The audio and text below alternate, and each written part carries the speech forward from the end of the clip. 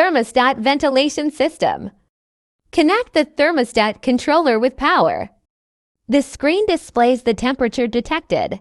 Let's put the temperature sensor in the hot water. The screen shows that the temperature detected is rising. When the temperature reaches 32 centigrade by default, the fan starts working. Then we put the temperature sensor in the iced water.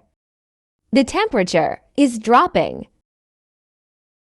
When the temperature goes below 23 centigrade, the fan stops working. The thermostat switch is adjustable with the 2 buttons on it. The temperature sensor is magnetic, can stick to metal surfaces.